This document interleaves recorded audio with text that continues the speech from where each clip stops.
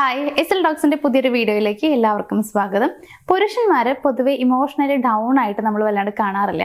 അതായത് നമ്മൾ നോക്കുമ്പോൾ അവർ ഭയങ്കര ഹാപ്പിയാണ്, ഭയങ്കര ബോൾഡായിട്ട് നിൽക്കുന്ന ആളുകളാണ്, ഭയങ്കര സ്ട്രോങ് ആയിട്ട് ഇരിക്കുന്ന ആളുകളൊക്കെയാണ്. അപ്പോൾ പക്ഷെ ഇവര് ചില സമയങ്ങളിൽ ഭയങ്കരമായിട്ട് ഇമോഷണലി ഭയങ്കരമായിട്ട് ഇവർ ഡൗൺ ആയി പോകാറുണ്ട്. ആ സിറ്റുവേഷൻസ് ഏതൊക്കെയാണെന്നുള്ളതാണ് ഇന്ന് ഈ ഒരു വീഡിയോയിൽ ഞാൻ നിങ്ങളടുത്ത് പറയാനായിട്ട് പോകുന്നത്. സോ ഇത് കണ്ടുകൊണ്ടിരിക്കുന്ന സ്ത്രീകളോട് എനിക്ക് പറയാനുള്ളത്, നിങ്ങൾ സ്നേഹിക്കുന്ന ഒരു വ്യക്തി അവര് നമ്മൾ വിചാരിക്കുന്ന പോലെ അത്ര ബോൾഡായിട്ടുള്ള സ്ട്രോങ് ആയിട്ടുള്ള ആളുകളൊന്നും ആയിരിക്കില്ല കേട്ടോ. കുറച്ചൊക്കെ അവർക്കും വിഷമങ്ങളും കാര്യങ്ങളൊക്കെ വരും. അത് പുറത്ത് കാണിക്കുന്നില്ലെങ്കിലും അവരുടെ ഉള്ളിൽ അത് ഉണ്ടാവും. അപ്പൊ അവർ ഏതൊക്കെ സിറ്റുവേഷനിലാണ് തളർന്നു പോകാൻ സാധ്യതയുള്ളത് എന്നുള്ളത് നിങ്ങൾ മനസ്സിലാക്കുക. ആ സമയത്ത് അവരുടെ കൂടെ നിൽക്കുക, അത്തരം സിറ്റുവേഷൻസ് ഉണ്ടാവാതിരിക്കാൻ നോക്കുക. അപ്പൊ നമുക്ക് നോക്കാം പുരുഷന്മാർ ഇമോഷണലി ഡൗൺ ആവാൻ സാധ്യതയുള്ള സിറ്റുവേഷൻസ് ഏതൊക്കെയാണ് എന്നുള്ളത്. ഇതിൽ ഒന്നാമത്തെ ഒരു സിറ്റുവേഷൻ എന്താണെന്ന് വെച്ച് കഴിഞ്ഞാൽ, ഇവരുടെ ലൈഫിൽ ഒത്തിരി റെസ്പോൺസിബിലിറ്റീസ് ഇവർക്കുണ്ട്. ജോബ്, മണി, കരിയർ, ലവ്, ഫാമിലി, ഇങ്ങനെ കുറേ കാര്യങ്ങൾ വരുന്നുണ്ട്. ഇതൊന്നും നോക്കാൻ ഞാൻ ഓക്കെ അല്ല, അതായത് ഞാൻ പോരാ എന്നൊരു തോന്നൽ അവർക്ക് വരുന്ന സമയത്ത് ഇതൊക്കെ പാടെ എനിക്ക് കൊണ്ടുപോകാൻ കഴിയില്ല, എനിക്ക് അതിനുള്ളൊരു പ്രാപ്തിയില്ല, കഴിവില്ല എന്നവർക്ക് തോന്നുമ്പോൾ അവർ ഭയങ്കരമായിട്ട് ഡൗൺ ആവും. സാധാരണ പുരുഷന്മാർ റെസ്പോൺസിബിലിറ്റീസ് ഏറ്റെടുക്കാൻ ഇഷ്ടമുള്ള ആളുകൾ തന്നെയാണ്. അതായത് ഒരു ഫാമിലി അത് അവരുടെ കയ്യിലാണ്, അവരുടെ തോളിലാണ് ഇരിക്കുന്നത്, അവരാണത് മുന്നോട്ട് കൊണ്ടുപോകേണ്ടത്. ഇതൊക്കെ അവർക്ക് നന്നായിട്ട് അറിയാം. പക്ഷേ ഏതെങ്കിലും ഒരു സിറ്റുവേഷനിൽ അവരെ കൊണ്ട് അതിന് കഴിയില്ലെന്ന് തോന്നിക്കഴിഞ്ഞാൽ അവരെ ഏറ്റവും കൂടുതൽ ബാധിക്കുന്ന, ഏറ്റവും കൂടുതൽ തളർത്തുന്ന കാര്യത്തിൽ ഒന്നെന്ന് പറയുന്നത് ഈ ഒരു കാര്യം തന്നെയാണ്, അവർക്ക് അതിന് കഴിയുന്നില്ല എന്നുള്ളത്. സോ അങ്ങനെ ഒരു സിറ്റുവേഷൻ വരുമ്പോൾ hour of course emotionally down ആവാനുള്ള സാധ്യതയുണ്ട്. ഇനി രണ്ടാമത്തെ കാര്യം എന്താണെന്ന് വെച്ച് കഴിഞ്ഞാൽ, അവർ സ്നേഹിക്കുന്ന ആ ഒരു റിലേഷൻഷിപ്പിൽ കുറച്ച് ഡിസ്റ്റൻസ് ഫീൽ ചെയ്യുന്ന സമയത്ത്, അതായത് അവരെ ഇഷ്ടപ്പെടുന്ന ആ ഒരു പേഴ്സൺ ഒന്ന് ചെറിയൊരു ഡിസ്റ്റൻസ് കീപ്പ് ചെയ്യുമ്പോൾ, ഒന്ന് എന്താ ഗ്യാപ്പിട്ട് നിൽക്കുമ്പോൾ, ഇഷ്ടമില്ലാത്ത പോലെ പെരുമാറുമ്പോൾ, ഇതൊക്കെ അവരെ ഭയങ്കരമായിട്ട് തളർത്താൻ ചാൻസ് കൂടുതലാണ്. സ്ത്രീകൾക്കും അങ്ങനെ തന്നെയാണ്. പക്ഷെ സ്ത്രീകൾ അത് പുറത്ത് കാണിക്കാനുള്ള സാധ്യതയുണ്ട്. അവരത് ബാക്കിയുള്ളവരോട് പറഞ്ഞിട്ടായാലും അല്ലെങ്കിൽ ഇവർക്ക് മെസ്സേജ് അയച്ചിട്ടാണെങ്കിലും ഒക്കെ അവരത് എക്സ്പ്രസ് ചെയ്യും. പക്ഷെ പുരുഷന്മാർ അങ്ങനെയല്ല, പുറത്ത് കാണിക്കണ്ടാവില്ല, പക്ഷെ ഉള്ളിൽ ഇങ്ങനെ തീയായിരിക്കും എന്ന് പറയില്ലേ, അങ്ങനെയാണ്. അപ്പോൾ അവരുടെ റിലേഷൻഷിപ്പിൽ എന്തെങ്കിലും ചെറിയൊരു പ്രശ്നം വരുമ്പോഴത്തേക്കും അവർ ഭയങ്കരമായിട്ട് ഒരു തളർച്ച അവർക്ക് ഫീൽ ചെയ്യാൻ സാധ്യതയുണ്ട്. ഇനി മൂന്നാമത്തെ ഒരു കാര്യം എന്താ വെച്ച് കഴിഞ്ഞാൽ, അവരോട് റെസ്പെക്റ്റ് ഇല്ല എന്ന് തോന്നിക്കഴിഞ്ഞാൽ മറ്റുള്ളവർ പെരുമാറുമ്പോൾ, സ്പെഷ്യലി അവർ സ്നേഹിക്കുന്ന ആ ഒരു പേഴ്സൺ, റിലേഷൻഷിപ്പിലുള്ള ആ ഒരു വ്യക്തി പെരുമാറുന്ന സമയത്ത് ഒരു റെസ്പെക്റ്റ് ഇല്ലാത്ത രീതിയിൽ ബിഹേവ് ചെയ്ത് കഴിഞ്ഞാൽ അവർക്കത് തീരെ ഓക്കെ ആവില്ല.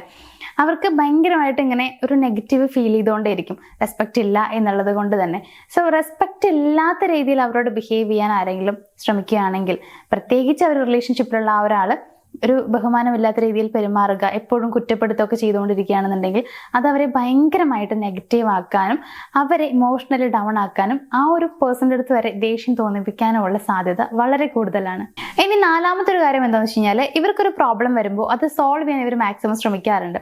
പക്ഷെ ആ ഒരു പ്രോബ്ലം ഇവരെ കൊണ്ട് സോൾവ് ചെയ്യാൻ പറ്റുന്നില്ല എന്ന് വരുന്ന സമയത്ത് ഈ പറയുന്ന പോലെ അവർ ഓക്കെ അല്ലാത്തതുപോലെ ഫീൽ ചെയ്യും. ഞാൻ തീരെ ഓക്കെ അല്ല, അല്ലെങ്കിൽ ഞാൻ പോരാ, എന്നെക്കൊണ്ട് ഇതിന് കഴിയുന്നില്ല എന്നൊരു തോന്നലാണ് അവർക്ക് വരിക.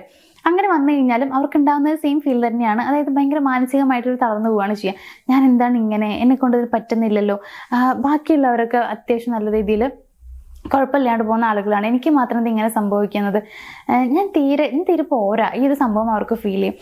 അപ്പോൾ ഇങ്ങനെയൊക്കെ വരുമ്പോൾ അവർക്ക് എന്തെങ്കിലുമൊക്കെ പ്രോബ്ലം വരുന്ന സമയത്ത് ഇത്തരത്തിലൊക്കെ ഇവർക്ക് ഫീൽ ചെയ്യുമ്പോൾ അത് ഭയങ്കരമായിട്ട് അവർക്ക് നെഗറ്റീവ് അടിക്കും. അതും അവരെ ഭയങ്കരമായിട്ട് ഡൗൺ ആക്കുന്ന ഒരു കാര്യമാണ്. ഇനി ലാസ്റ്റ് പോയിന്റ് എന്താ വെച്ച് കഴിഞ്ഞാൽ, കമ്പയർ ചെയ്യുമ്പോഴാണ്.